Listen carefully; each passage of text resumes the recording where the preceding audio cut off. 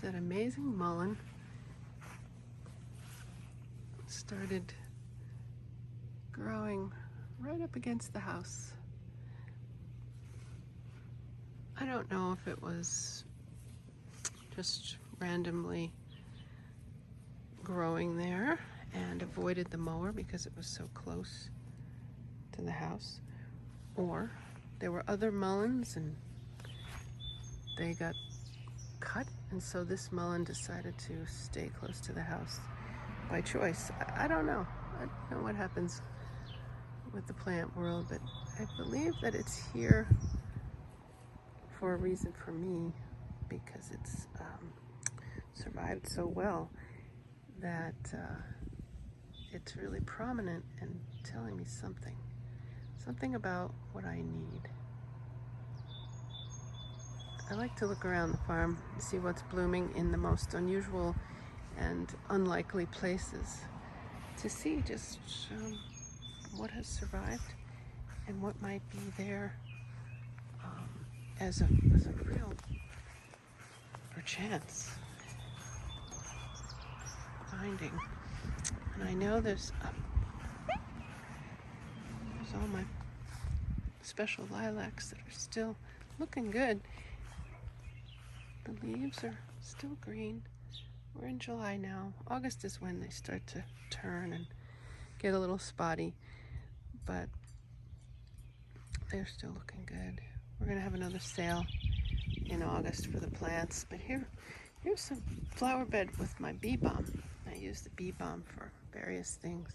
Attracting hummingbirds is one of them, but I use it as a scent in some of my pomades too. And here's some volunteers growing up in there. That looks like dock. And how magnificent is that dock? It is huge.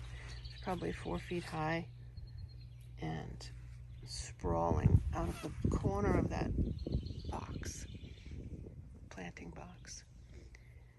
So that's there, I think, for a reason.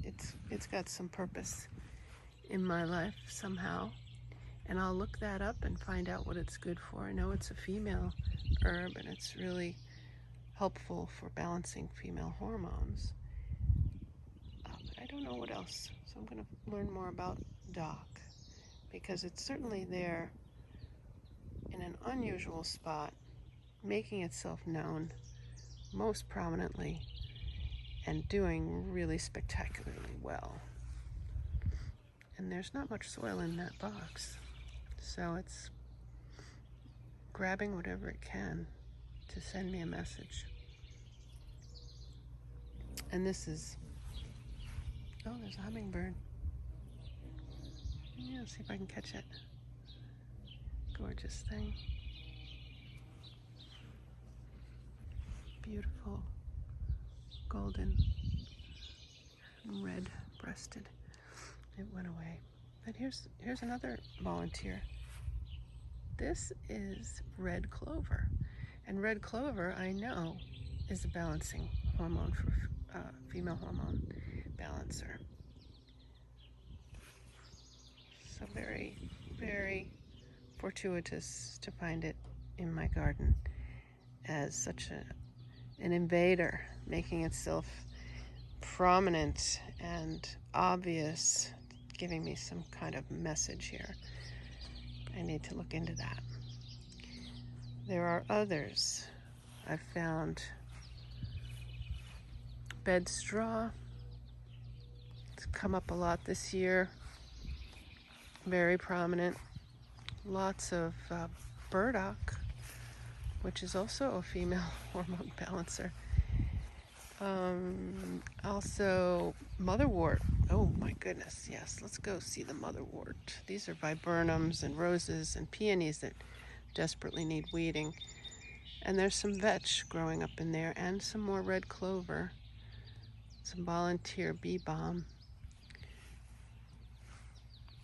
But I'll show you the amazing bit of motherwort that's been coming up. It's our farm. Got lots of seedlings, lots of small lilacs. These are all going to be on sale, 4 for 100. Beautiful, doing really well. They've grown about 6 inches since we repotted them, maybe more.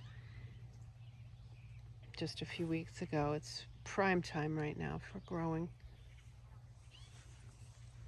It's perfect conditions.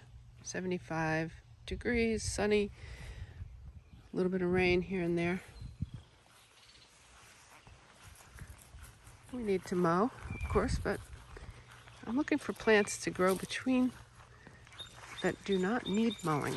That would be the key. I've looked into some shorter chamomile, other plants. Oh, look, here we go. When we leave a skirt around Miss Kim, this is what we get. We get tons of motherwort. This is Miss Kim. She's about 15 years old. Beautiful plant, full of blossoms. It's having some trouble. There are some dead limbs and a little bit of dieback, but I'm going to cut that out and try to revive her this year. Just wanted her to fully leaf out, get through the bloom season, and then I'll start pruning. But as you can see, anywhere that we've left unmowed, there is burdock actually. It's burdock. Those are burdocks, which a woman taught me how to prepare to eat the stalks of burdock. Beautiful delicacy, I guess in Sicily. She's from Italy or Sicily. And she told me how to prepare them. It's quite a process, but worth it. They're very nutritious and full of good things. But look at all this. This is a ton of motherwort. So what does that tell me? There's something in motherwort that I need, or Miss Kim needs.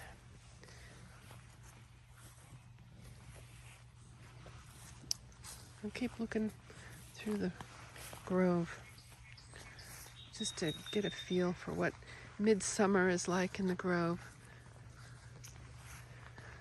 There was only one lilac still blooming, and that was... Come on, sweetie. I want to show this picture of this lilac. Come on, come over here. There it is.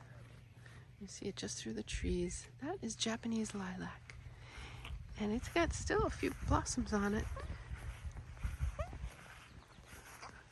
It's the latest of all the lilacs. There we go. I didn't show that before. Yeah, there's a few blossoms still on it.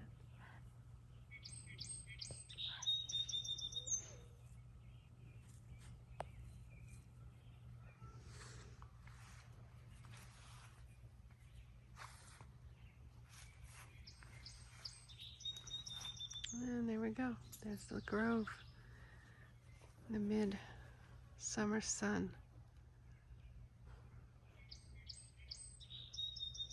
No flowers, but still so lovely.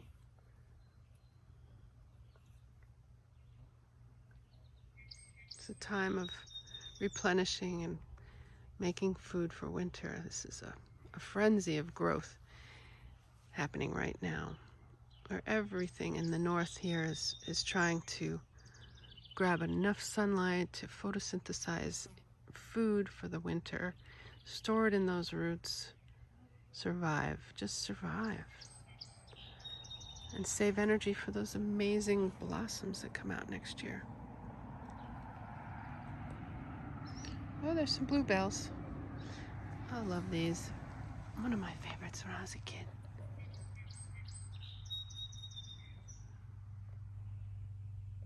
There's quite a few of them in the woods, on the edge of the woods by the old quarry. And there's more motherwort. And we are sitting under Lois Amy Utley, a gorgeous lilac.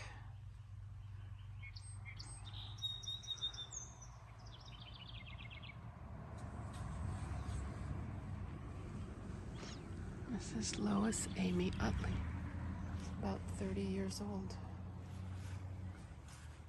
In her prime.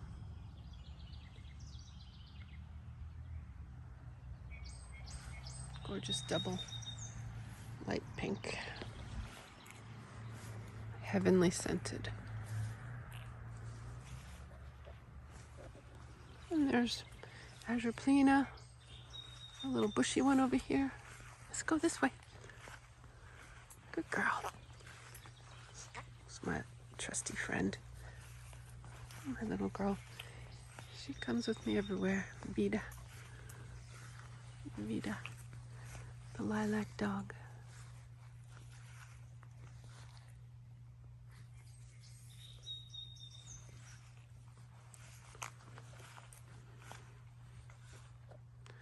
Well, there you have a nice stroll through our midsummer lilacs.